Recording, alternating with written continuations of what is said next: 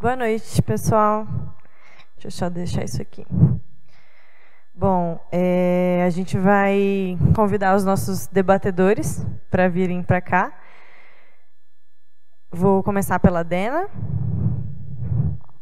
Marco Leite, Paulo de Tarso Lira. Deu um branco, gente.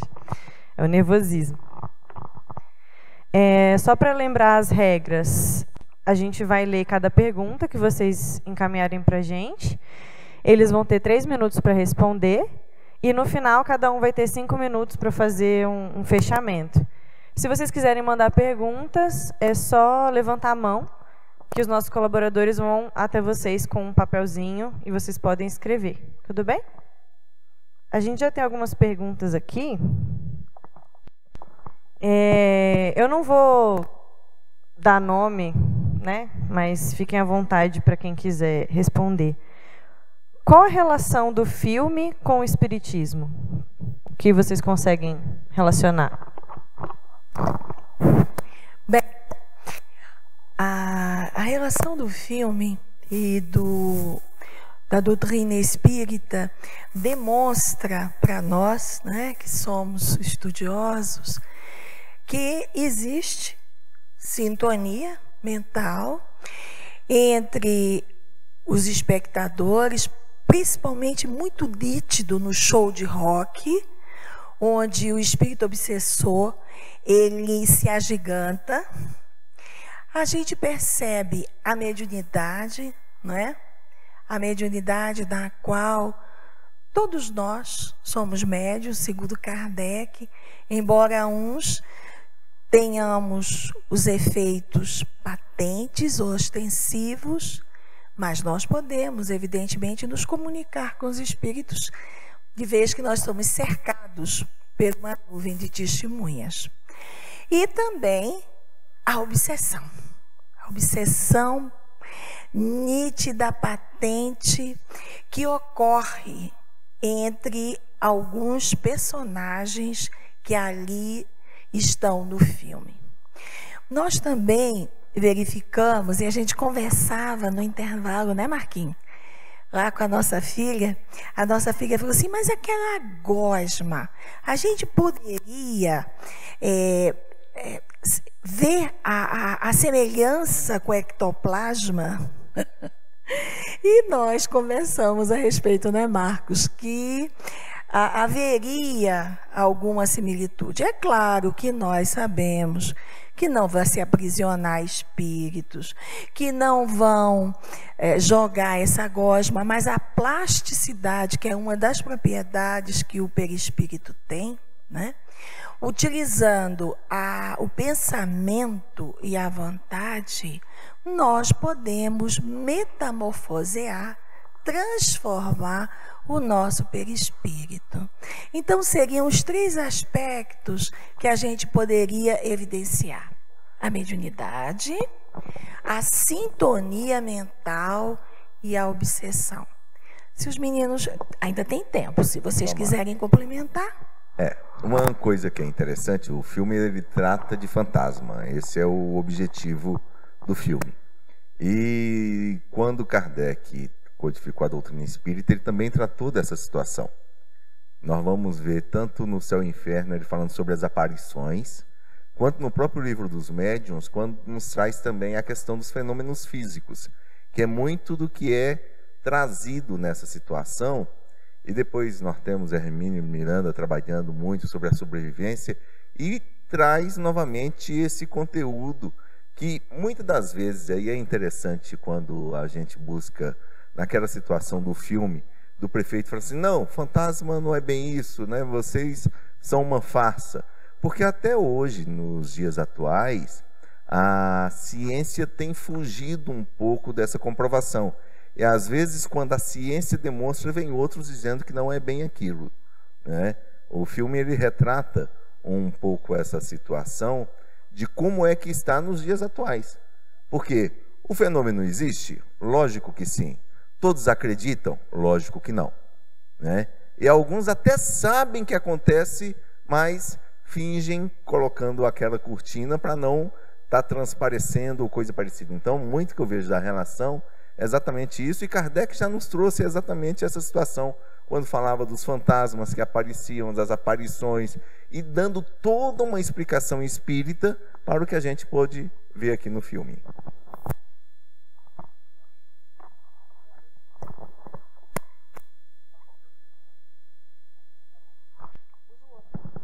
Oi, boa noite. Eu acho outra coisa interessante também mostrar no filme a própria diferenciação dos fantasmas entre si.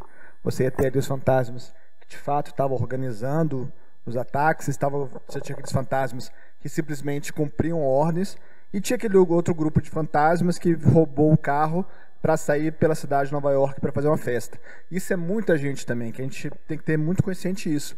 Que a doutrina espírita traz muito isso. Não é porque a pessoa desencarna que ela vai deixar de ter as características que ela trazia aqui. Então você tinha um grupo de espíritos que eram os grupos mais zombeteiros, mais brincalhões, estavam ali só para farrear. Você tinha aquele grupo que tinha um intelecto maior, que comandava aquele processo de ataque à cidade. E você tinha aqueles outros que, por influência magnética, que a gente falou muito, a Dena falou muito da obsessão, mas também existe esse controle mental de desencarnado para desencarnado.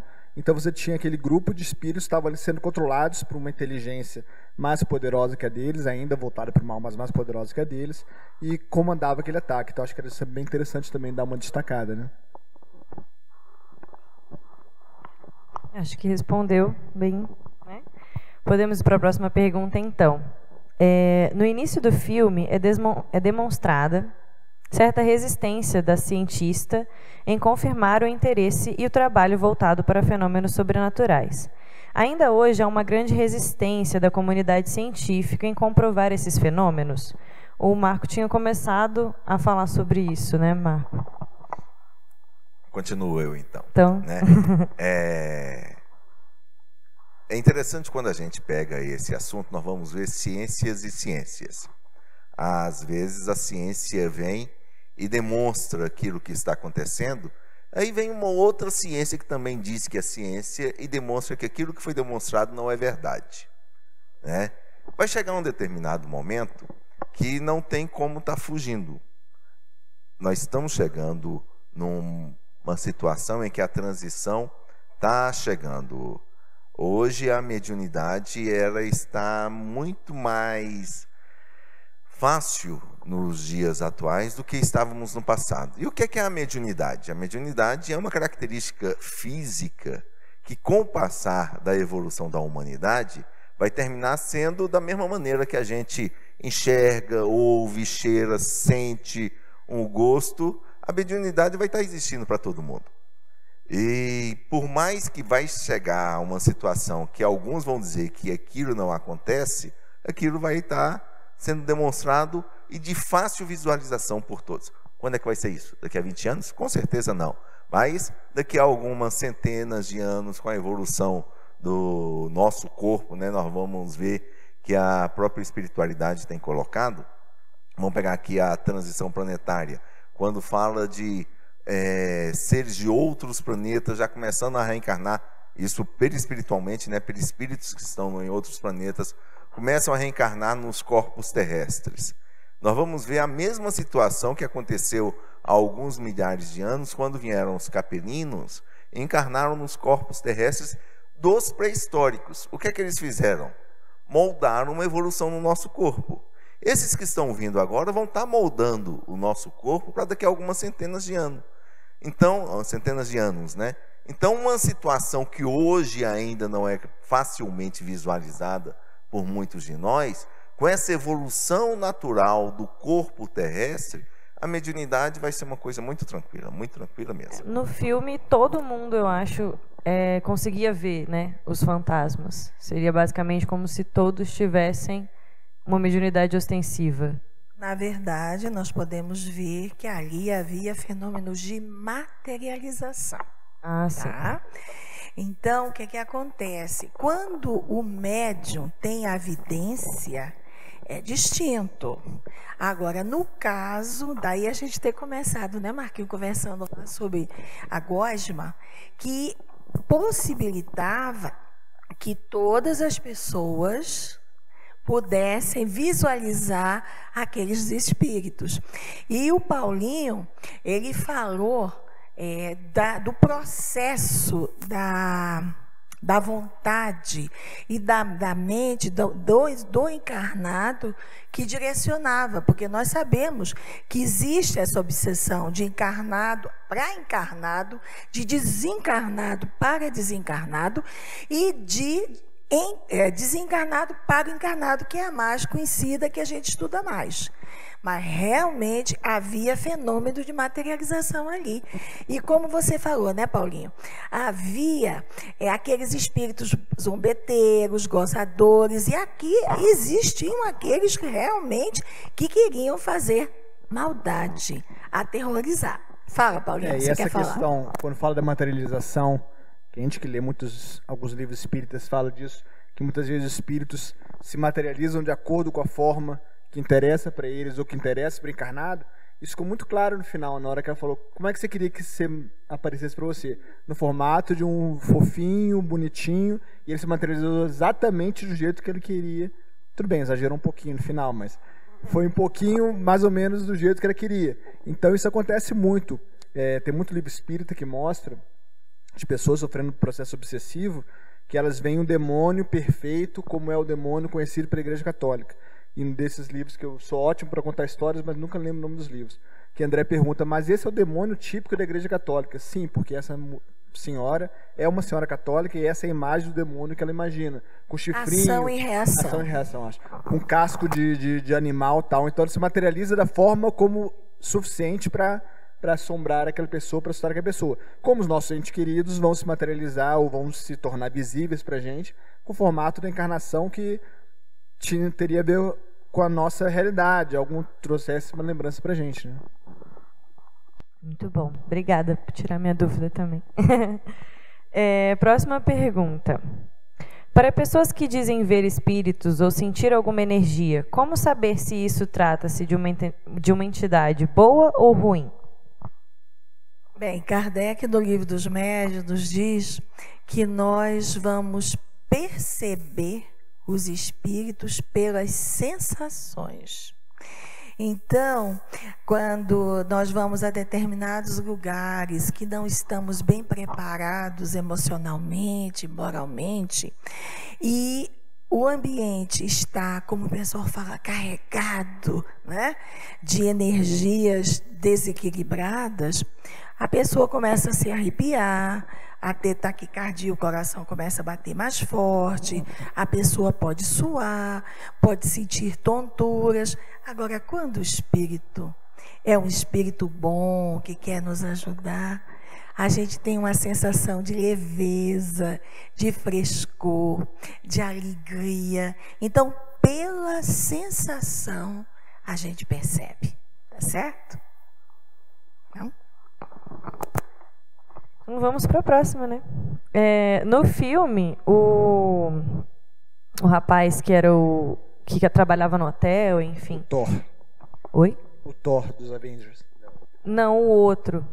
O Rowan, não sei falar, é o nome dele.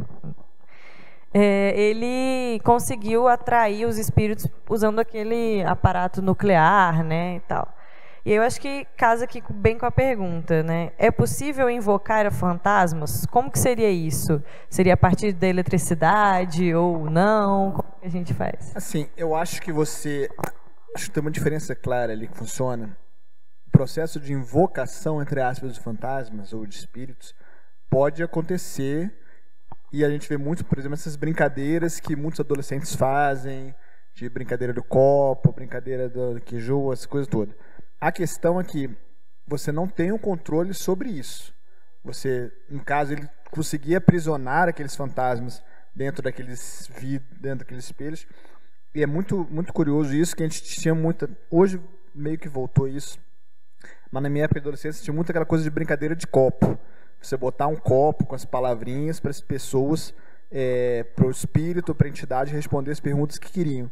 E eu lembro uma vez lá na quadra, eu só escutava os relatos no dia seguinte de pessoas que às vezes ficaram quase até 3 horas da manhã embaixo do prédio, porque o espírito falou para eles não subirem e nenhum deles ia para casa.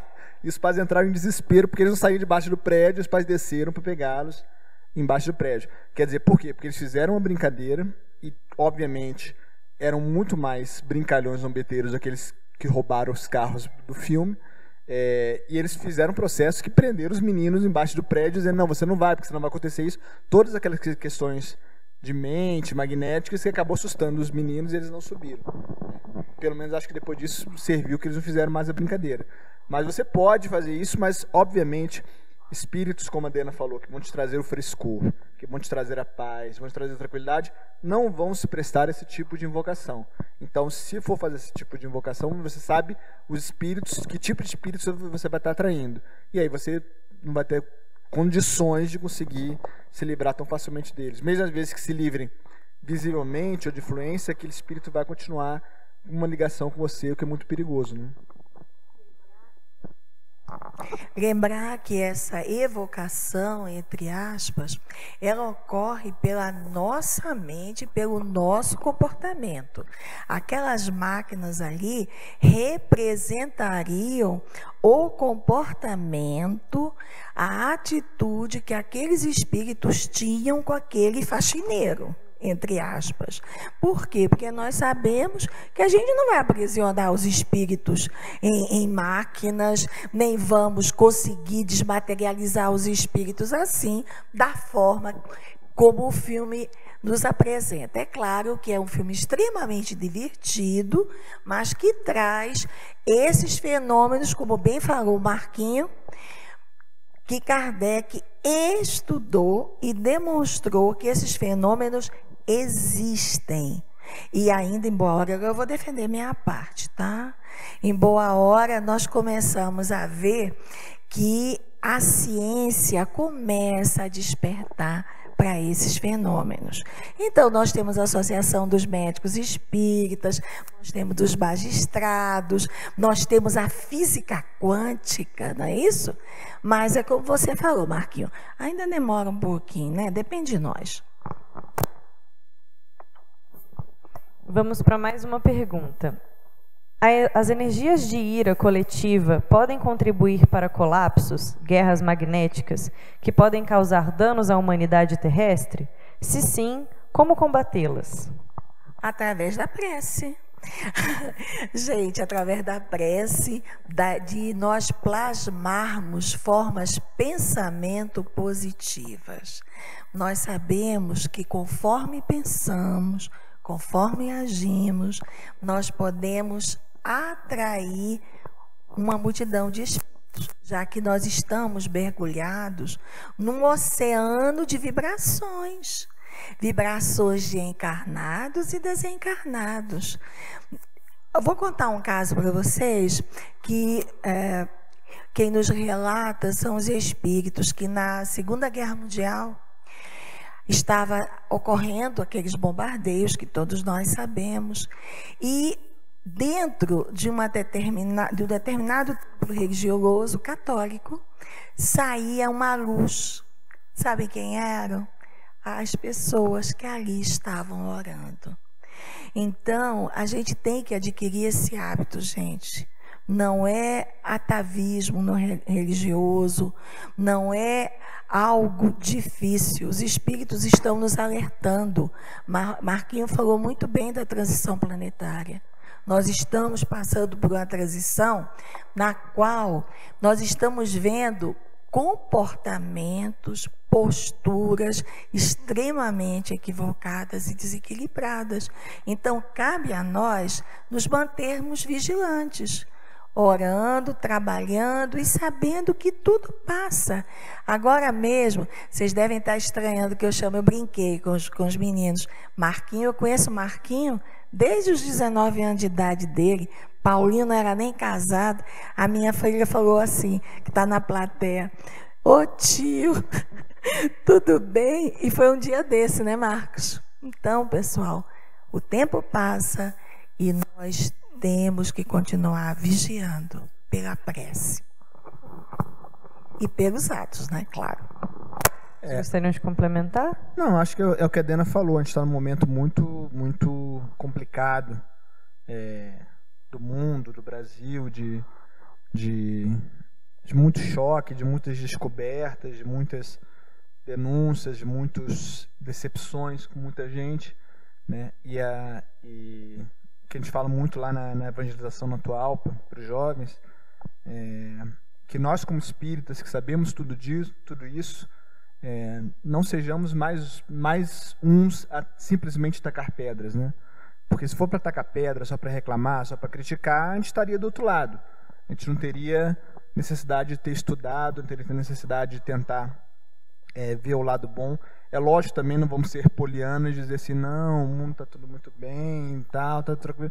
Não está, mas é nesse momento que a gente tem que lembrar de tudo isso que a gente aprendeu no Espiritismo, da importância da gente ter a confiança, ter a fé, e não só ter a fé, tentar ser agentes para tentar fazer alguma coisa positiva, né?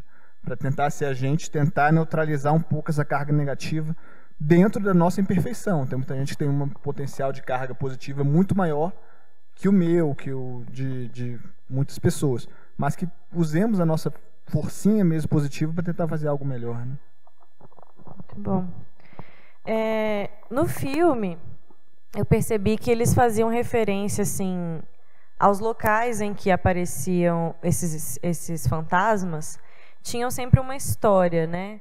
O museu tinha toda uma história de assassinato. A estação de metrô em que apareceu aquele fantasma também tinha sido construído debaixo de um presídio em que fazia execuções. Existe uma relação entre locais que vivenciaram histórias como essa e locais mal assombrados, locais em que espíritos irão aparecer? Porque, na verdade, a gente fala esse negócio de locais mal assombrados, mas quem faz a assombração do local é um espírito que tinha alguma história ligada àquele local. E são espíritos que, em algum momento, viveram naquele local e tiveram uma história dolorosa em relação àquele momento. Seja por uma questão de ter sido morto, seja por uma questão de ter tido um relacionamento complicado com aquele local. Se a gente for lembrar, voltamos à questão de você saber como você fazer o limão uma limonada. As irmãs Fox funcionavam assim. O pé de cabra, a primeira vez quando ele começou a se comunicar com as irmãs Fox no pré-espiritismo, era um caixeiro viajante que tinha sido assassinado e que o corpo estava enterrado na casa. Então, eles conseguiram fazer uma comunicação e a partir daquela comunicação abriu-se o caminho para o espiritismo 13, 15 anos depois.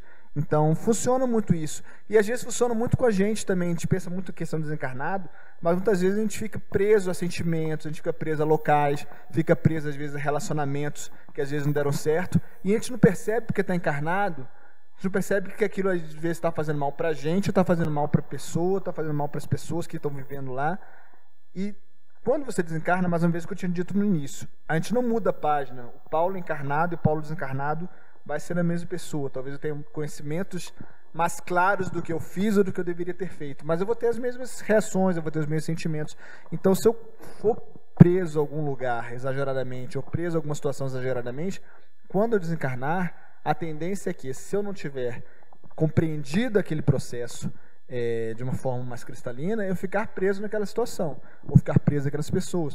Muitas vezes, essa questão da assombração também, voltando à questão do tema fantasmas, muitas vezes não é nem o espírito não está nem querendo fazer um mal para a pessoa, mas é porque não compreende o processo todo de necessidade de libertar ou de estar vivendo em uma outra fase e fica preso àquela realidade. Se for pegar no próprio Nosso Lar de André Luiz, quando ele desencarna, ele vai para o umbral, fica 8 anos lá, fica estudando, e até ele conseguir ir para a residência dele, para reencontrar a esposa que tinha ficado aqui, passou um tempo, porque a necessidade dele ficar mais reequilibrado. E assim mesmo, quando ele volta para a residência e vê que a esposa casou de novo, é aquele choque para ele, porque ele estava vendo a mulher que ele amava ali com outra pessoa.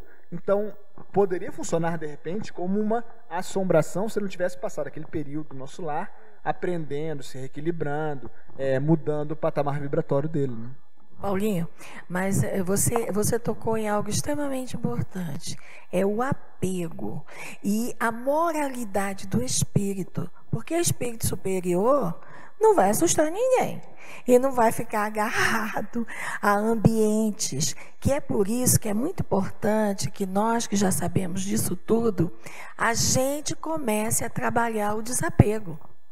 Porque muitas vezes a gente não fica apegada à casa, não fica apegada aos livros, mas aí nós ficamos apegados demasiadamente aos sentimentos, aos nossos entes queridos. Não quer dizer que a gente vai deixar de amar as pessoas, não quer dizer que a gente não vai ter carinho, mas a gente tem que entender que ao desencarnarmos, que ao nosso corpo baixar a sepultura para formar novos corpos, a nossa carteira de identidade acabou aqui. Então, o que realmente nós temos que trabalhar é esse sentimento do amor universal, que ainda nós não temos, mas a gente tem que trabalhar. Mas pegando aí a questão do ambiente, né, que foi grande parte do foco da questão, a gente ainda observa, vamos pegar aqui os campos de concentração.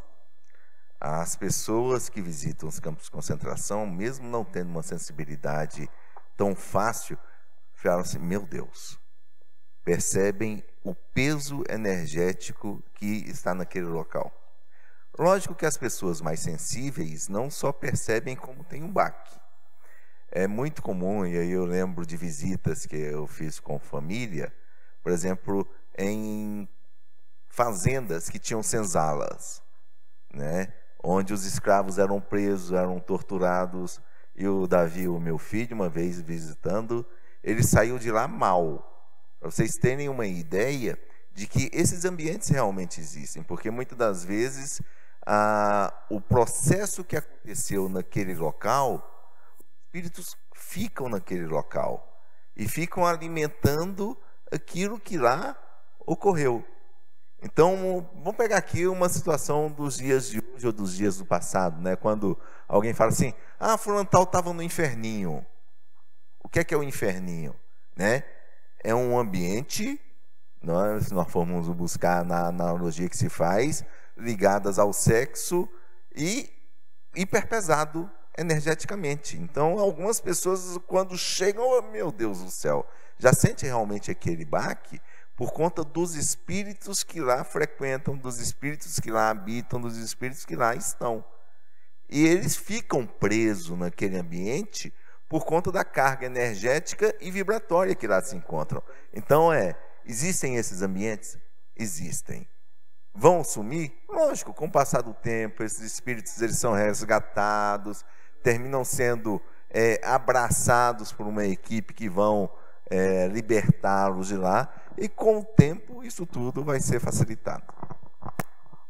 Bom, então eu acho que o filme fez uma boa referência, assim, né, de ter contado a história desses ambientes, né. Vamos para mais uma pergunta. É possível criar armas e armadilhas para fantasmas? Não. Próxima. Não desse tipo, né? A gente vai ter...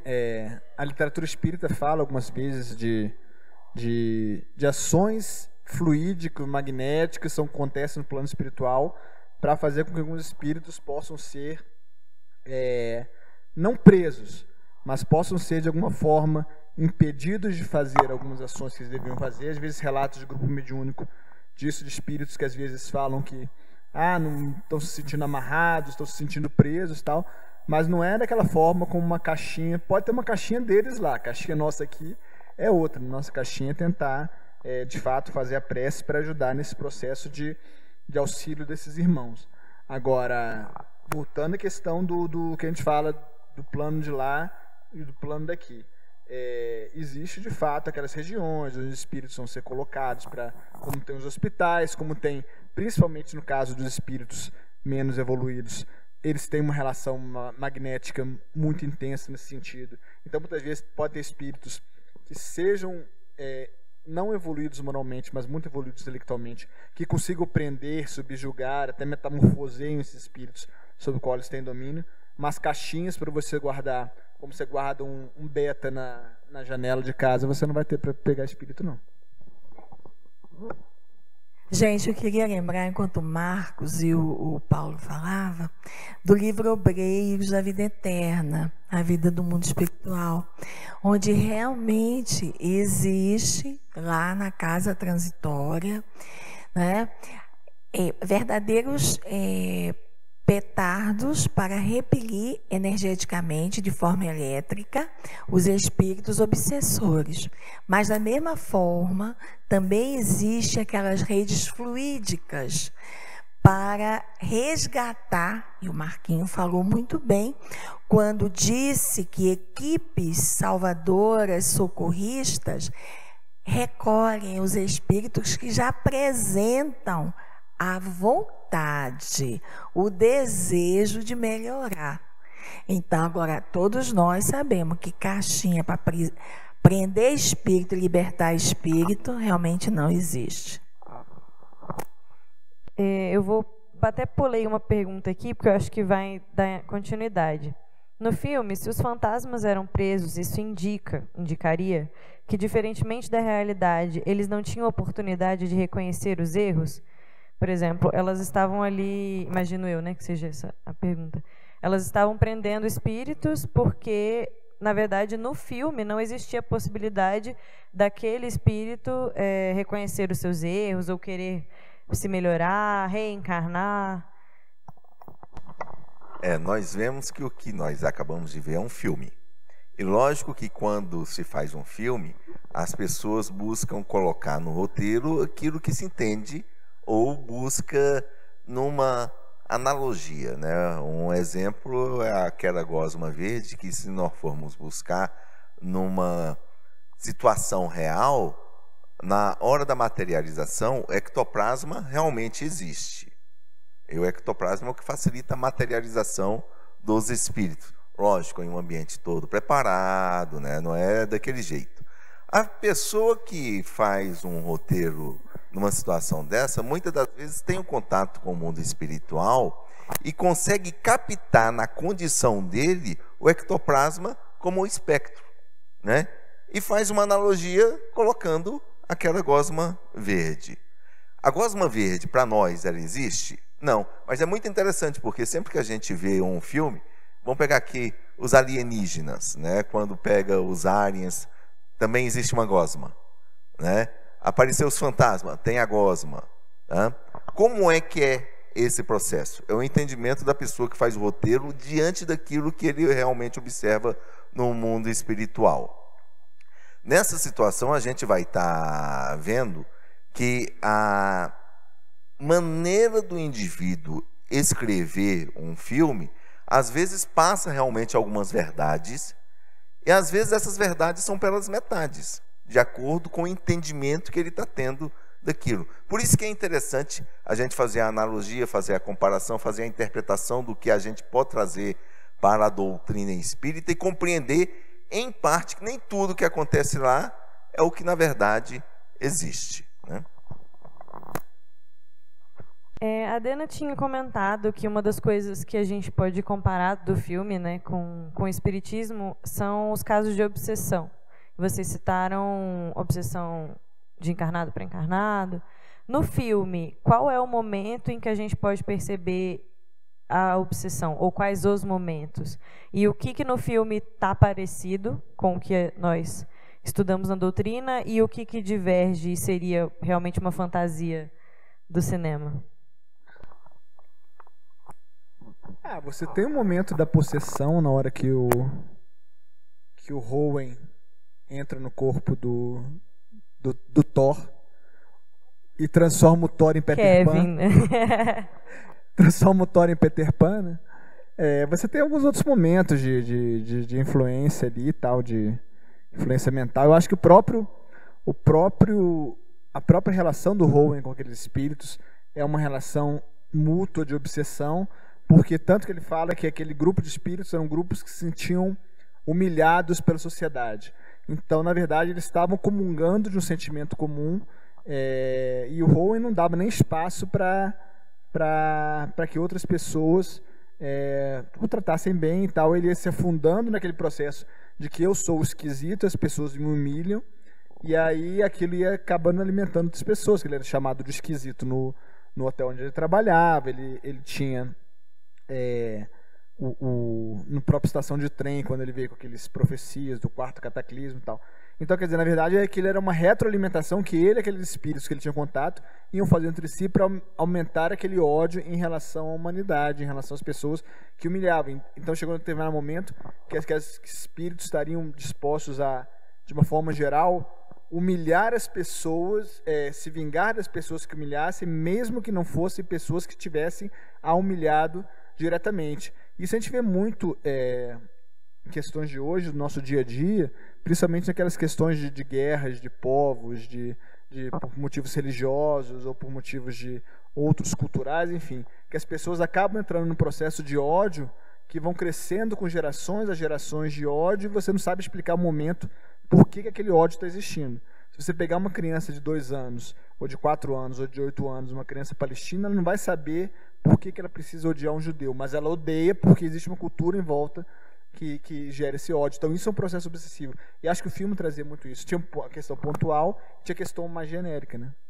Eu queria chamar a atenção porque existe momentos em que o espírito, ele se acerca de uma das cientistas, né? Isso não ocorre de entrar no corpo. E a cabeça não vira também, né? E a cabeça vira, e há o fenômeno de levitação, nós observamos transporte. E nem sai no tapa também, E também não sai no tapa, nada disso. Aplicar o evangelho. Mas é como o Marquinho falou, mas né? é bom lembrar no livro do Chico, tem aplica o evangelho com firmeza. Sim. Toma, Bíblia. Mas é como o Marquinho falou, o roteirista, quem escreve o filme, ele traz alguns aspectos que podem ser reais e outros que levam a gente a rir, a ter eu ri a beça, e nós, né, Marco, com determinadas passagens do filme. Agora, realmente, o filme, ele traz muito esse aspecto da obsessão. E a obsessão em diversos graus, né? Da obsessão simples, da própria fascinação e da subjugação. São, como Kardec bem pontua no Livro dos Médiuns, a gente vê esses 3 aspectos. Agora, só relembrando que são graus de obsessão. Quando aconteceu a situação da possessão ali, não é, opa, vou escolher e vai... E a partir daquele como ele escolheu uma pessoa na rua, exatamente, né? Não, esse tipo de coisa não acontece desse jeito, não, senão a gente vai estar saindo daqui acreditando que daqui a pouco qualquer espírito pode entrar na gente e dirigir a gente como se fosse um robô. Isso não existe, não é desse jeito.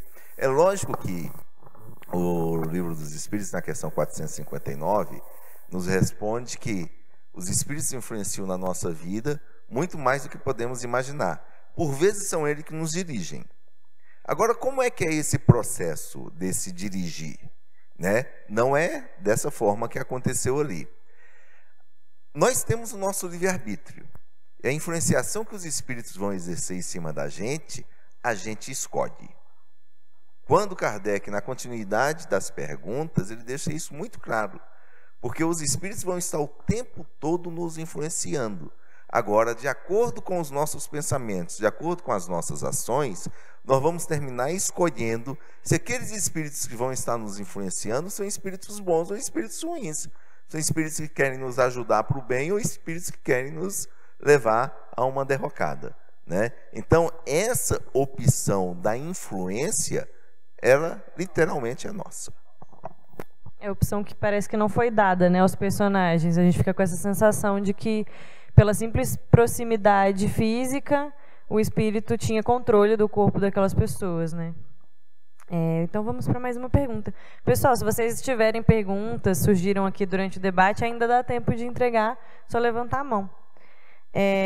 Há conhecimento já de instrumentos que captam os nossos sentidos, aos nossos sentidos, os espíritos desencarnados. É uma pergunta, desculpa.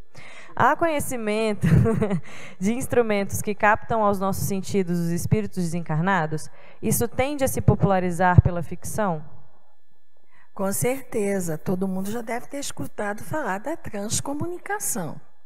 Então, existem cientistas que captam as vozes dos espíritos. Não é tão fácil como o Marco fez questão de lembrar, que nós não vamos deixar que os espíritos nos influenciem, depende de nós. Do nosso pensamento, da nossa vontade e do nosso comportamento. Mas existe esse trabalho, tá? Que é feito não apenas aqui no Brasil, em São Paulo, mas também na França. A própria União Soviética, né, quando era cortina de ferro, ela já fazia esse tipo de experiência. E eu vou contar um fato bem interessante, há tempo, com a minha família. A minha prima, ela, na época, a gente não tinha celular, tá? Então, o que é que acontece? Ela estava muito preocupada com o esposo, porque o esposo não havia telefonado, ele teve uma reunião de emergência, ele era diretor da CHESF, da Companhia Hidrelétrica do São Francisco, na época, quando o telefone toca. Aí o telefone toca e uma voz feminina, que se identificou, disse que ela ficasse tranquila, que ele estava em reunião. 2 horas depois, ele chegou e ela falou: fulano, você estava em reunião. Só que você sabe, uma tia sua, tia fulana, ligou, que eu não conheço. Ela fez questão de dizer o nome e me deu o recado. Não vou dizer o nome da prima, né? Mas escuta, como é que era o nome mesmo da tia? Tia fulana. Mas essa tia já morreu há 15 anos. Igual o início do filme. Ai, meu Deus. Não tenham dúvida que a ciência está evoluindo. A transcomunicação, que hoje ainda é experimental, ela está num momento em que tem se aperfeiçoado, e não sei se vai chegar para a nossa geração, mas daqui a algumas décadas ou até mesmo um século, a ciência vai estar tão tranquila e os equipamentos vão estar tão aperfeiçoados que hoje o que é ficção, né, que a gente põe assim na imaginação, não vai tardar da gente ligar um computador e falar assim: opa, quero falar com meu avô que morreu na década de 70. Será que eu consigo sintonizar com ele? Lógico que ele não vai estar disponível, né? Mas às vezes esse tipo de situação vai ser possível daqui a algum tempo. Quanto é que vai ser esse tempo? Daqui a algumas décadas ou daqui a alguns séculos? A gente não sabe. Mas que isso vai chegar, vai. Da mesma maneira que na época de Júlio Verne, ele colocou um monte de coisa, o Leonardo da Vinci, que era só ficção e o pessoal ria, né? E hoje a gente está vendo que tudo que eles colocaram como ideias já são realidades. Ei, Marquinho, mas olha só, eu sou uma trek, né, de carteirinha, adoro Jornada nas Estrelas, e eu lembro do Capitão Kirk falando lá com a tripulação dele no intercomunicador, que é o celular. Que não, achava que não ia existir, né, Dani? Então temos mais uma pergunta aqui. O que podemos falar das superstições, origens? Qual a relação com a doutrina espírita? Eu acho que é origens. A superstição é o que a gente traz. É uma coisa muito cultural, né? De histórias que você ouve, e as histórias vão sendo transmitidas de geração a geração.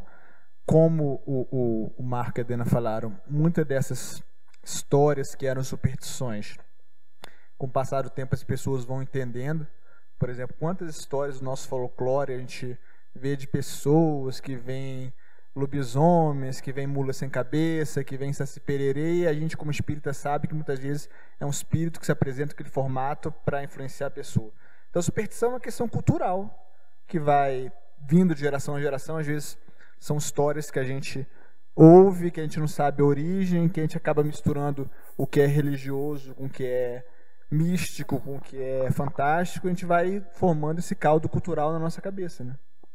O que eu vejo de muito positivo em relação à doutrina é que a doutrina espírita ela vem desmistificar e explicar todos esses fatos, porque não existe sobrenatural. Quando as pessoas, né, na Idade Média principalmente, as médiuns que eram levadas à fogueira, né, pela Inquisição, as chamadas bruxas, eram levadas pela ignorância, né, pela falta do conhecimento. Hoje em dia, existem explicações lógicas para explicar esses fenômenos.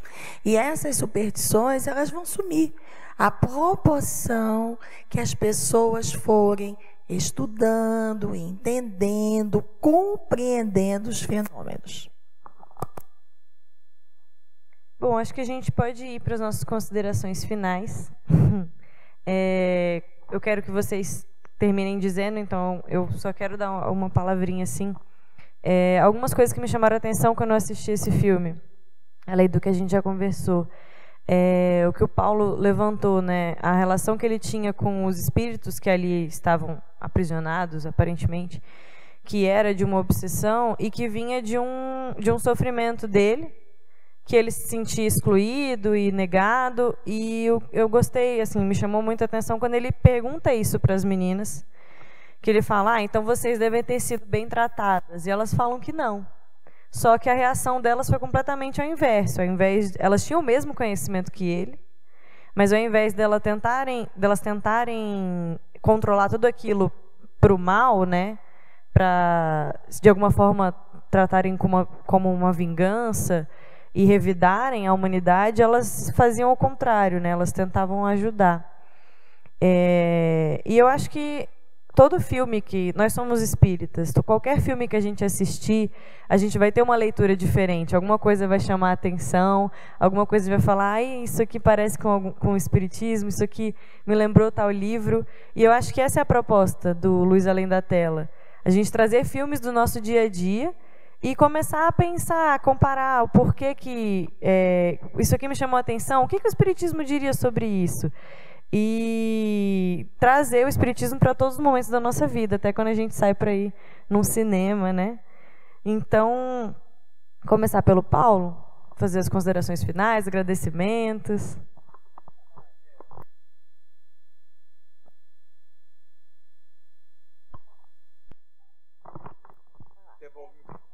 Alô? Se for um dia que eu desencarnar, não vai ser bom para comunicar com o microfone, não, porque eu não consigo fazer com ele vivo. Então voltando, agradecer o convite de estar aqui com vocês essa noite. Lá na Atualpa a gente também faz 2 vezes por ano um Cine Debate, com esse propósito mesmo de mostrar para os jovens de que o espiritismo está em vários momentos da nossa vida, em várias situações. Porque a doutrina espírita é muito isso, né? Você não deixar o espiritismo numa caixinha quando eu estou no centro, quando eu estou numa palestra, quando eu estou numa atividade de evangelização, e trazer isso para o nosso dia a dia, sem necessidade de proselitismo, de sair batendo no peito, eu sou espírita, eu sei, as coisas acontecem por causa disso, que é um outro cuidado que eu acho que a gente tem que ter muito grande na nossa doutrina, que a nossa doutrina explica muita coisa, ajuda a entender muita coisa, que a gente torne esse entendimento algo positivo, não um entendimento para nos tornar pessoas mais duras de coração. Porque eu lembro muito recentemente um episódio que chamou muita atenção, e vocês vão lembrar quando teve o episódio da Boate Kiss em Porto Alegre, no Rio Grande do Sul, circulou em muitos locais, Santa Maria, circulou em muitos locais, e muitos grupos de pessoas que eu conhecia que eram espíritas, que diziam, eram sobrenomes de alemães, eles não morreram queimados, morreram asfixiados, então possivelmente eram alemães nazistas que morreram, que sejam, mas isso não nos daria o direito de não rezar por eles, não rezar pelas pessoas que ficaram aqui. Acho que o espiritismo tem esse condão. Hoje, numa reunião de manhã também, conversando com a tia Ruth, que está trabalhando com a gente na juventude lá do Atualpa, ela falando que uma vez ela tinha tido um problema numa aula sobre o Consolador Prometido, que uma jovem tinha dito, vocês estão falando que o espiritismo é o Consolador Prometido, então vocês estão batendo no peito dizendo que o espiritismo é a melhor religião que todas. Eu acho que quando a gente coloca o espiritismo dentro da nossa vida, a gente vai entender justamente isso, que todos os caminhos vão levar para um caminho do bem. Independente se for espírita, se for católico, se for protestante, como o próprio Papa Francisco fala, o pior ateu é aquele que nega o próximo. Então, muitas vezes, a pessoa não acredita em um Deus como nós entendemos, mas que faz o bem para o próximo, ele vai conseguir ir para um bom lugar depois. Então, acho que quando a gente traz a nossa vida do nosso dia a dia e bota isso confrontado com o espiritismo que a gente acredita, eu acho que isso é válido. Isso vale por filme, isso vale por música, isso vale por coisas do nosso cotidiano, né? E a gente saber fazer disso uma coisa positiva também. Acho importante isso. E divulgar. E quando o Marco fala a questão da ciência, que a ciência vai estar chegando pouco a pouco, a gente vê muito hoje esses conceitos, não necessariamente espíritas, mas espiritualistas, permeando novelas, permeando filmes. Você tem muita gente hoje fazendo música, mostrando isso, não só música espírita. O Skank não, o Jota Quest fez uma música agora, que a mensagem da música é essa: é importante você fazer bem o próximo, e isso vai te tornar melhor. Então você vê o plano espiritual trabalhando com as pessoas que têm condição de jogar essa mensagem mais ampliada, mesmo que não seja o universo que você taxe lá com carimbinho, isso é religião, não, mas você está expandindo uma mensagem. Porque no final das contas, todos nós vamos ter isso introjectado na gente. Voltando, não é parecer propaganda, mas voltando a falar da Atualpa, a mentora espiritual do nosso grupo de juventude espírita, juventude e infância, é uma freira. E quando ela aparece para os médiuns, ela aparece com a roupinha de freira. E saiu essa matéria essa semana no UOL, ela está na lista das pessoas que vão ser beatificadas pelo Papa Francisco, que é a irmã Zélia e o Jerônimo, que eram donos de uma fazenda, que tinham escravos na época, mas que tratavam mesmo os escravos, tal. Depois que o marido dela desencarna, ela vai para um convento e 8 dos 9 filhos dela entraram na vida religiosa. E ela aparece para os médios lá com a roupinha de freira. Teoricamente, catolicismo e espiritismo tem uma série de divergências. Porque quando chegar do outro lado, vai ser tudo igual, né? Então, acho que por isso é importante cada vez mais a gente tirar a religião, tirar o espiritismo, tirar as coisas boas da caixinha e botar isso no nosso dia a dia, em cada momento que a gente puder jogar. Acho importante isso. Obrigada. Não funcionou. Marco, suas palavras. O filme, ele trata de fantasmas. Fantasmas que a doutrina espírita também estuda e muitas vezes intitula com aparições. E uma coisa que é interessante a gente trazer para esse momento é que não é o fato desse espírito querer simplesmente aparecer que ele vai aparecer. Precisa de alguém. Esse alguém é um médium, né? Isso não foi trazido aqui nesse nosso debate, mas uma coisa muito interessante é que sempre que acontece uma figura aparecendo, a ideia de um fantasma aparecendo numa casa, a aparição assustando as pessoas, nós vamos ter na doutrina espírita demonstrando que existe uma razão para aquilo. Não é simplesmente o porquê que o espírito está querendo ser o fantasma ou aparecer num determinado local, não é só para assustar. É porque que aquilo foi permitido. Existe algo por trás.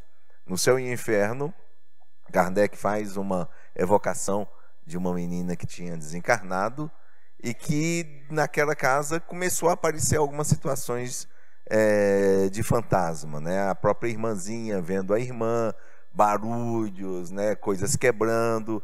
E no momento em que Kardec chama aquele espírito para conversar, ela chega a falar do objetivo daquela aparição diante daquela família, principalmente voltada à questão dos pais e da irmã. Só que ela estava numa condição mais elevada. Aí as bagunças que aconteciam, ela falava que eram espíritos mais inferiores, que eram aproveitados diante da situação, até mesmo de um médium que tinha na casa, né, para que aquilo viesse a acontecer. Então quando esse tipo de coisa acontece, e tem acontecido muitas das vezes em muitos locais, né, apesar de muitas das vezes as pessoas ainda estarem negando os acontecimentos, eles terminam ocorrendo, existe um médium ali por trás. Independente do médium, por que aquilo que está acontecendo. Muitas vezes é para estar chamando a atenção que o mundo espiritual existe, a continuidade da vida, uma série de outras coisas que as pessoas, por vezes, não enxergam e ficam única e exclusivamente no fenômeno. E isso é uma das coisas que a gente tem que estar buscando. o porquê que o fenômeno acontece, né? E quando a gente começa até a estudar, analisar e ir atrás disso, vamos encontrar uma resposta. Por que aquilo às vezes está acontecendo com essa família e não com aquela, nesse local e não no outro, né? Tem algo por trás ali que a providência divina oportunizou para que o fenômeno, ou a aparição, ou o fantasma viesse ali estar. Que não deixa nada de ser o que a espiritualidade fala, né? Que é um espírito que é intitulado no nosso mundo como esse fantasma. Dena, suas palavras. Bem, pessoal, eu agradeço também a oportunidade. Meu nome é Aldenice, tá? Mas eu sou conhecida aqui na casa como Dena, que é como eu gosto de ser chamada, que é meu apelido. Perdão, Dena. Não, imagina, Geraldo também, doutora Dena. Aí eu fiz questão de falar que eu sou Aldenice, mas não tem problema. Lembrar que realmente nós, que exercemos a mediunidade, que somos médiuns de efeitos patentes ou não, dependendo do nosso comportamento, nós também teremos a oportunidade de exercer a nossa mediunidade no plano espiritual. E é muito importante que a gente vá se preparando para esse tipo de situação. Porque, como foi falado aqui, nós estamos numa fase de transição. A transição planetária, ela está se fazendo em todos os níveis, no mundo inteiro. E é claro, o nosso país também não poderia ficar sem estar envolvido pelos acontecimentos. Mas tudo vai depender de nós, da nossa postura, dos nossos pensamentos, da nossa vontade, do comportamento que a gente tiver frente aos nossos desafios. Não são obstáculos, são desafios. E nós somos testados nessas situações. A doutrina espírita, ela é progressista. Mas, com muita propriedade, Paulinho falou, todas as religiões são boas. Perguntaram para o Dalai Lama. A religião boa é aquela onde você se sente bem. Então, não vai ser o rótulo que vai fazer com que a gente tenha uma melhor posição no mundo espiritual. Vai ser nossas atitudes. E eu lembro, Paulo, que quando você falou de Santa Maria, eu acho que os companheiros que falaram isso lá da Boate Kiss, falando que devido ao Holocausto, aos 6 milhões de judeus, aqueles jovens estavam resgatando, eles com certeza não leram Cartas e Crônicas, não. Onde Humberto de Campos fala que aquele pessoal que desencarnou lá no sítio Niterói, em 1961, foi que no ano 116, se não me falha a memória, tinha colocado idosos, crianças, mulheres cristãs no circo, tocando fogo, eles sendo pisoteados por cavalos. Então, a providência divina, ela nos dá oportunidades de resgatar e de trabalhar. E aí o ditado popular, Marina, costuma dizer, né? Que Deus não é padrasto, embora tenha tanto padrasto bom e tanta madrasta boa, né? Fica esse rótulo. Então, a gente tem que evitar esse tipo de rótulo e não podemos ser sectaristas. Nós não podemos ser fanáticos. A gente tem que aproveitar o que de bom que a doutrina espírita traz para nós, pelo nosso comportamento. Muitas vezes, o nosso comportamento fala muito mais que as nossas palavras. Bom, obrigada aos convidados, debatedores. Obrigada a vocês também.